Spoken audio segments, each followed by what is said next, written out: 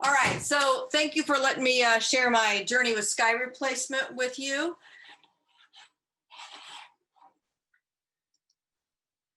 So why should we replace skies? Well, for a couple of reasons, 3 reasons I feel. We can enhance the photo. This image was taken in Cuba. It's of the Riviera Hotel. I took it with my cell phone. The image on the left, pretty cool image, but I think the image on the right really makes that sky, makes it pop, and it adds a whole other dimension to the image. So another reason might be that we're at an iconic spot and we have a boring sky.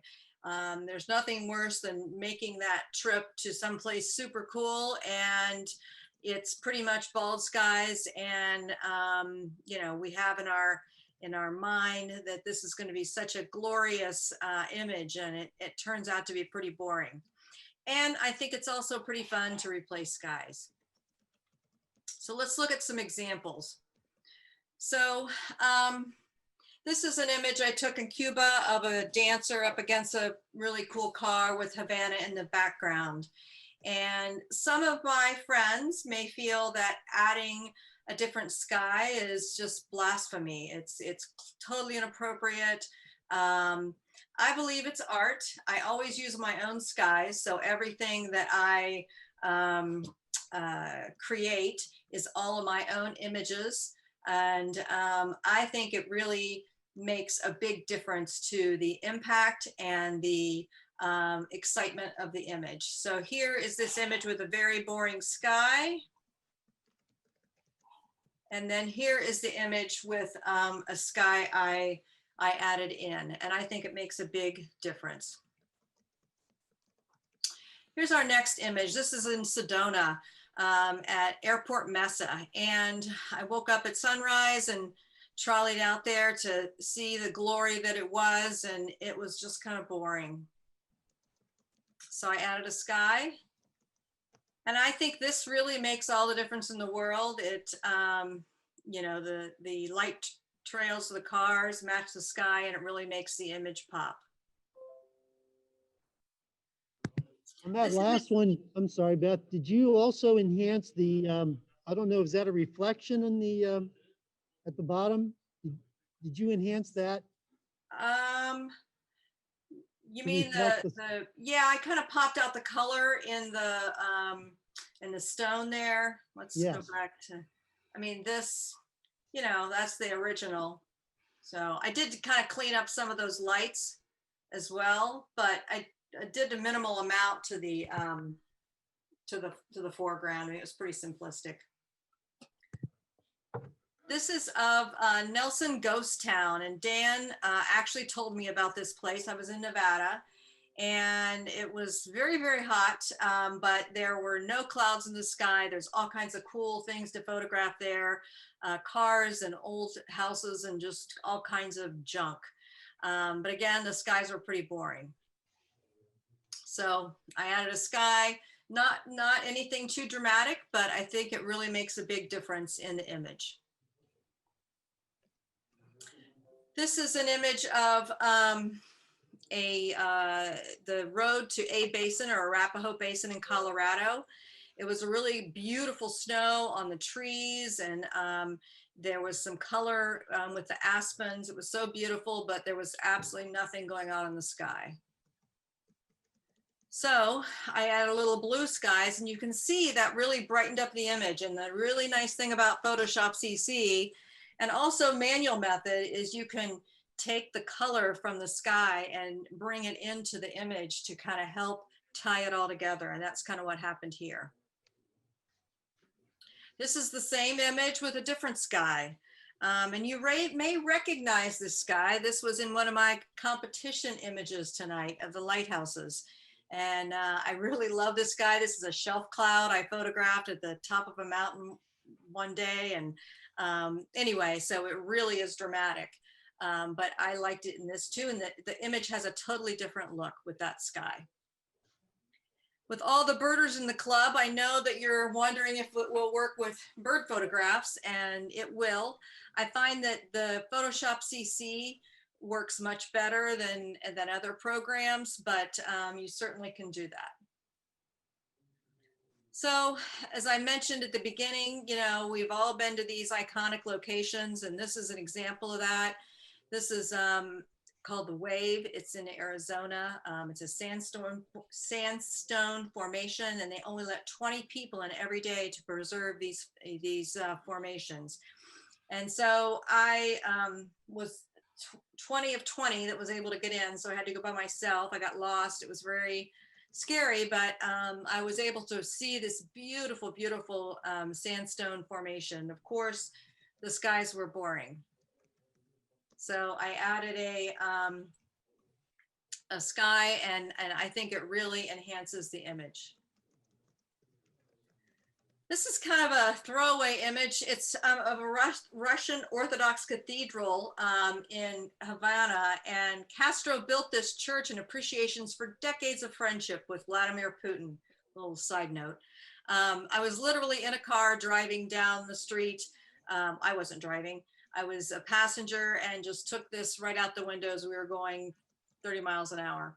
So I probably will never get this image again, but I thought it was really cool the way the curves and the crosses at the top of the church.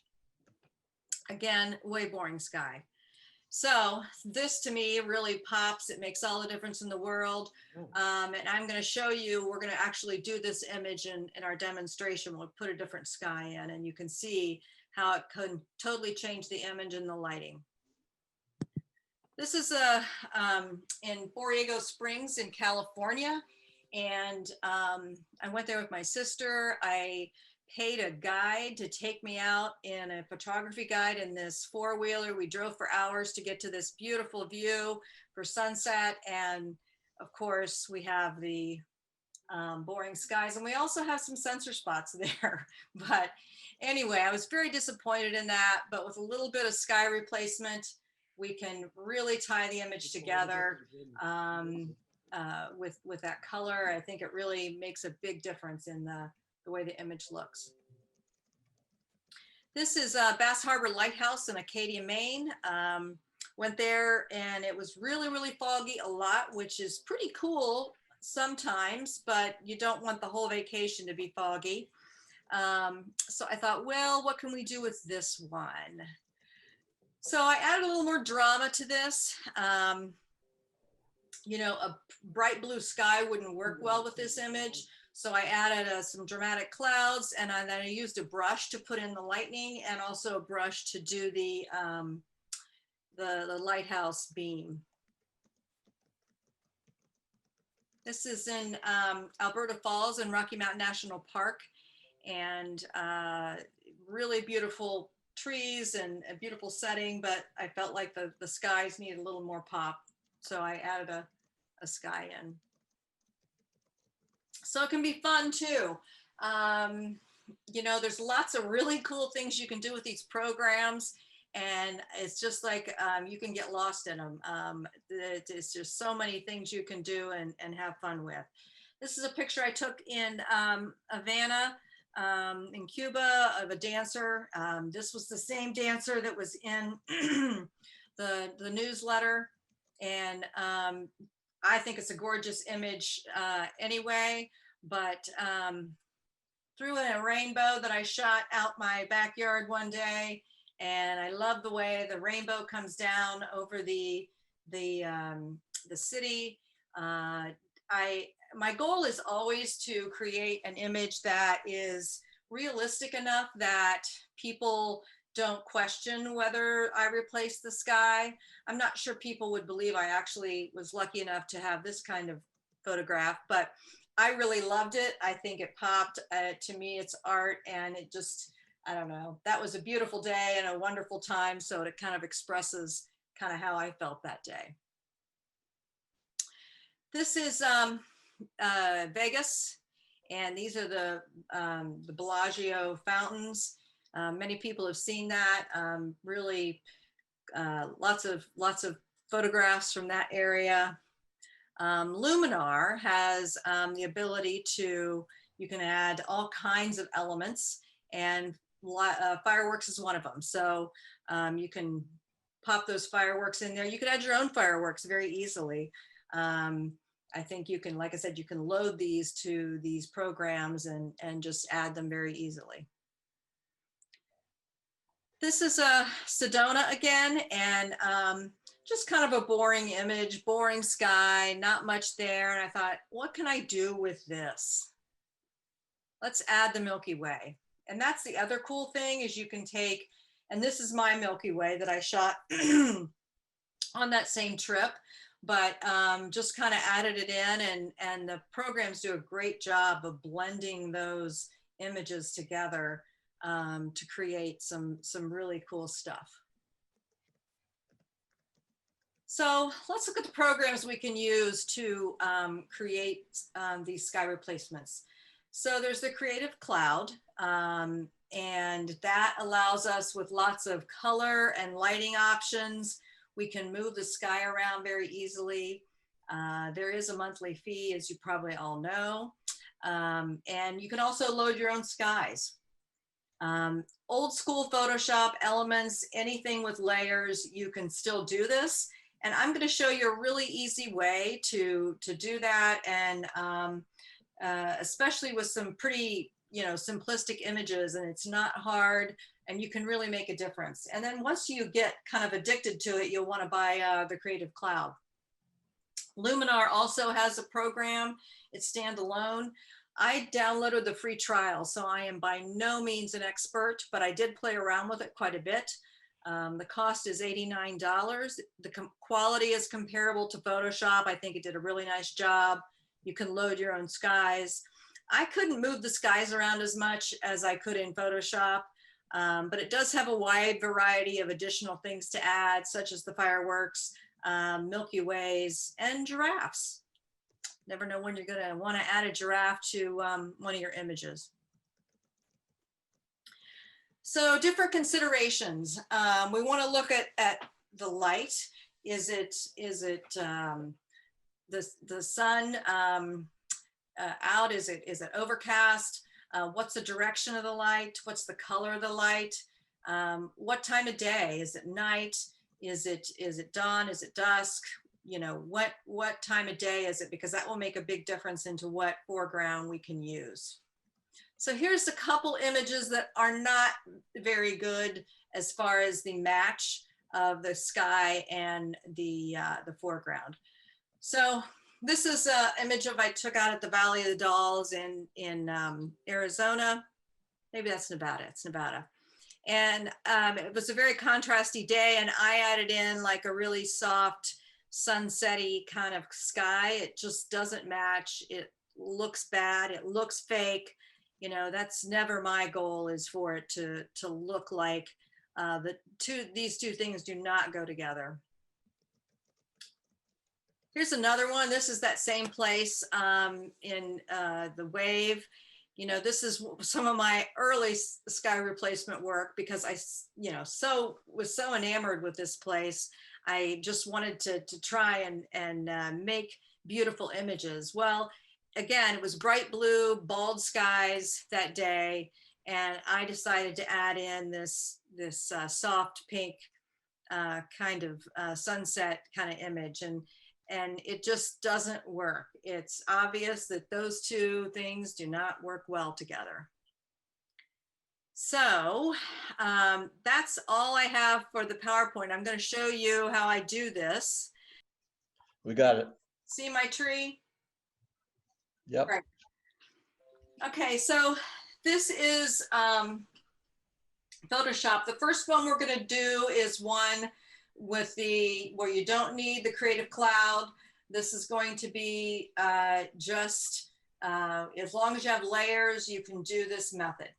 So I really liked this image of the tree and the sandstone in the background.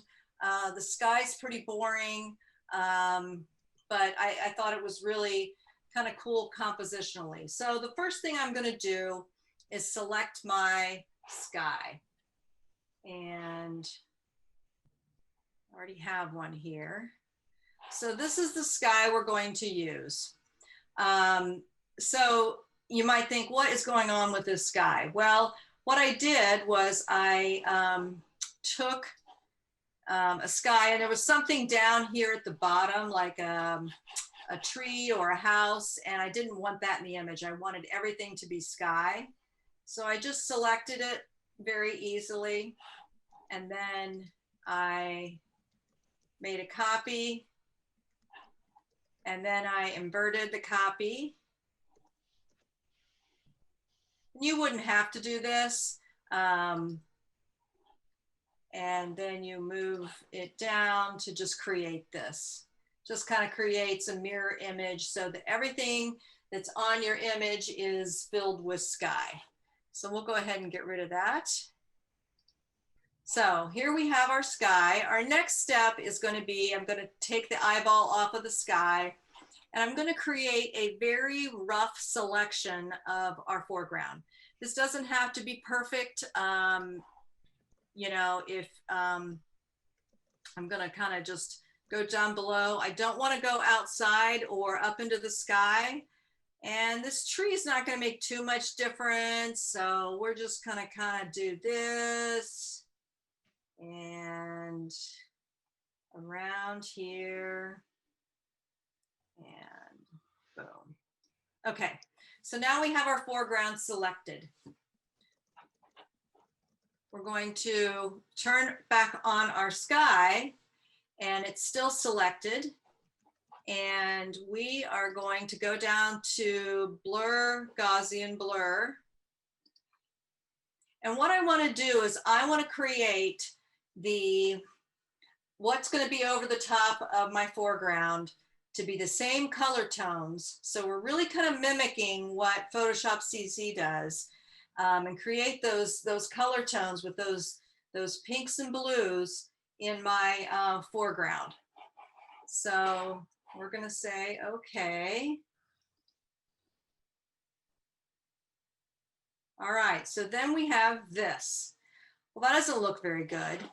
The magic is when we go to our blending mode, which is right up here at the top, and click multiply. So do you see how this says multiply right here? So what that's done is allowed the clouds to stay as they are. And down here, we've created this color tones of what's in the sky. So how else can we tie this together? You can, let's see, on a Mac, it's Shift Control Command E to create another layer, and that's everything. And then I take this into Camera Raw, and you can do really this with anything. Lightroom has this ability as well. So you can go here to this color profile and click on these boxes. And I usually like artistic. So if you hover over them, you can see this further ties together the tones of our image. So I kind of like this one. It's a little bit much. So I'm going to click on that. I'm going to take down the amount. So that kind of ties together those tones. And then we're going to click OK. And I think that looks pretty cool, much improved. So that is the old school Photoshop way to do it. I kind of just do a selection, pick a sky, blur the sky inside the selection, and use multiply mode. So questions about that?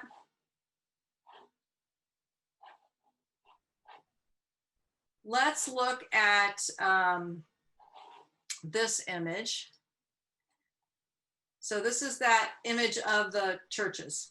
So we're going to use Photoshop CC in this image, and this is where it is super cool to play around with this. So you're going to go to Edit and Sky Replacement.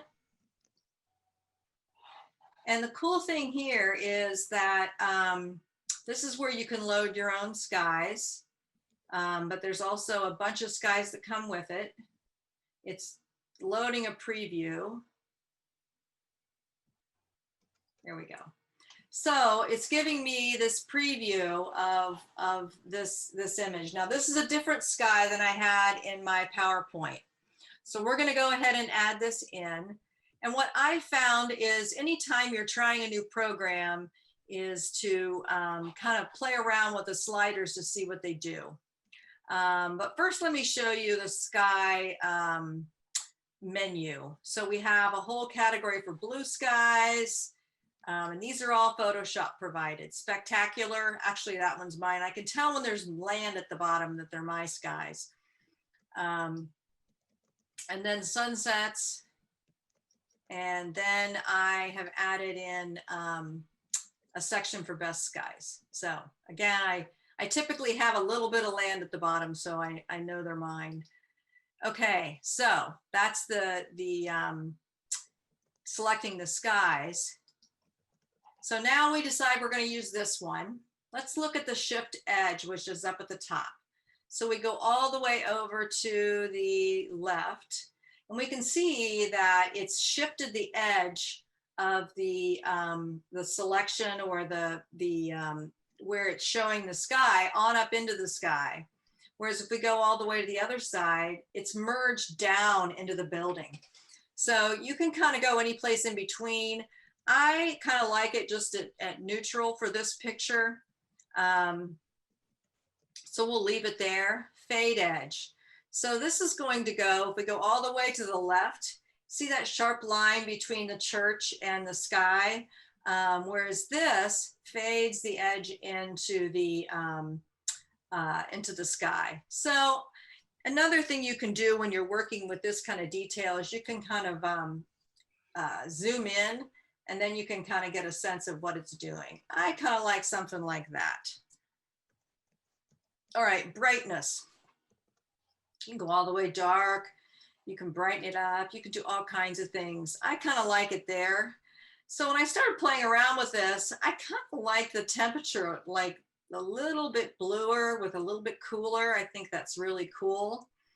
The other thing you can do is you can scale it up or down. You can make the sky bigger or smaller. So if you've got like some trees you want to kind of get out of there, you can scale it up and then the trees will disappear, or whatever else you have that's a distraction.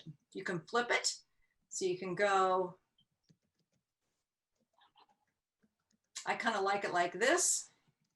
Lighting modes. I tend to use multiply. Screen, I just, typically doesn't look as good. So I tend to use multiply. Lighting adjustment. Now this is going to be the lighting adjustment on the foreground. So when I crank it all the way to the right, you can see that the blacks are a little bit darker. And then if I go to the right, or if I go to the left, then it brightens that up. I kind of like it with a little more darkness since it is kind of a night scene. Color adjustment. Now this is where this scene definitely needs that color adjustment. So if we go all the way to the right, you can see that this program has picked up those pinks and blues and brought them down into our foreground. So it looks more realistic and ties it together. If we go all the way to the left, that just doesn't look right. So we're going to crank this up pretty high. Then you're going to go, okay, and we'll go ahead and get rid of this. I already done it before. I was practicing. So here's our layers. And if you kind of click on each one, you can kind of see, and you can make adjustments. If I wanted to change my opacity or whatever I wanted to do on any of these, I have the ability to make those adjustments. So that's doing it with Photoshop CC. And how am I doing on time? Let's see, 8:19. I can do one more, or I can quit. How did you put your skies into the program? I'll show you. Let's look at this one. So this is an image I took of that ghost town. So we're going to go into sky replacement. And so we're going to go to this. So this is it. If you have it on preview, it's automatically going to load that sky, which I don't really want that. I wouldn't ever put this sunset sky into this image. It really doesn't work. But as soon as it finishes doing its thing here, I'll show you how you can add your own skies. It's really simple and easy. And this is my husband's computer, so I don't have as many skies loaded, but my own computer I do. See, that doesn't look right. You would never see something like that. So you just click on your skies, and then we're gonna go to Beth's skies and go to this plus sign. And then it's gonna want to know where I wanna add. So I'm gonna select a file over here. Let's select this one.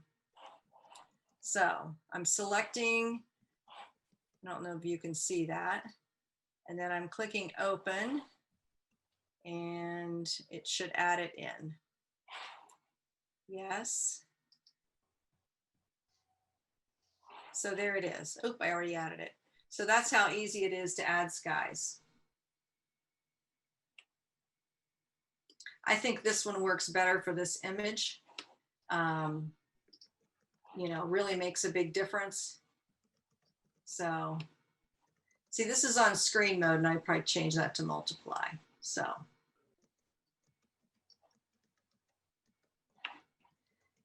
What other questions do you guys have? See how you can move this guy around? It's pretty cool. Beth, do you need to have the latest operating system on your computer? I know with my Mac, if I don't have Big Sur installed, I don't get the full capability. Maybe you could address that with Windows. Yeah, I kind of struggled with that because I was super excited about this sky replacement. I got it, and I needed to have a different video driver.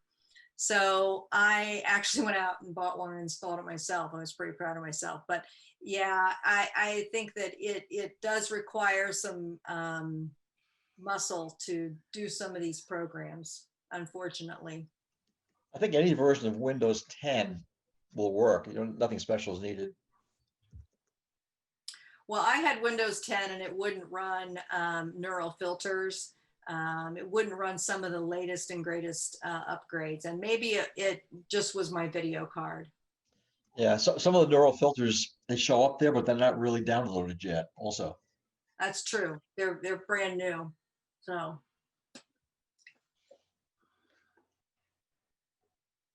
Any other questions? So is Sky Replacement an additional program that you have to buy, or is it automatically in Photoshop CC? It's automatically here. It's under the edit menu. It's automatically here. Okay. If you have the latest edition, it's here. You know, like I said, you could do it that first way that I showed you, where you blur it and then do the multiply mode. But you know, the other option would be to buy Luminar, which is a freestanding, and you wouldn't have to have the CC. It does a really nice job as well. Luminar does. I don't know if anybody's tried that program. I don't know if you mentioned this. I might have missed it. I was up and down. Mike Nelson mentioned previously that it's absolutely essential for anything entered in the club that whatever sky you use must be your own photograph. Correct. Good point. Yeah, and I think it makes it tempting with, you know, this whole thing with all these skies to choose from. And that's why I've been out shooting my own skies a lot to load those and use those in, you know, with my images. And the other point is, I've already started seeing a number of photographs that have used the Adobe stuff, and you begin to recognize their skies. Yeah, I agree. Yeah, people are getting carried away. It is a lot of fun. So, and it does such a nice job.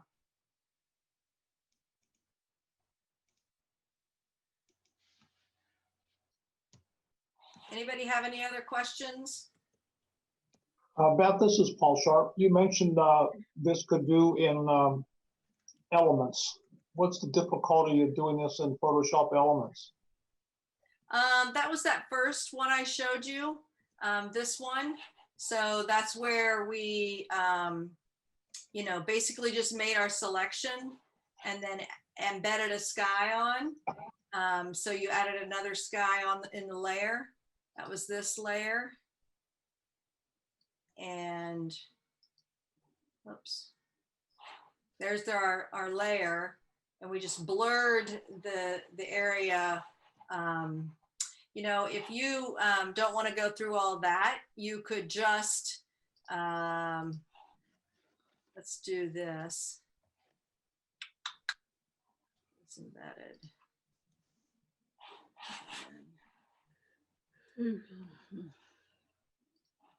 So just add a layer to it like this, and then just change the multiply, the blend mode to multiply here. So, you know, this is really similar to what I created before, except, you know, it's got the sky over the top of it. So then you could, you know, put something here, and then kind of,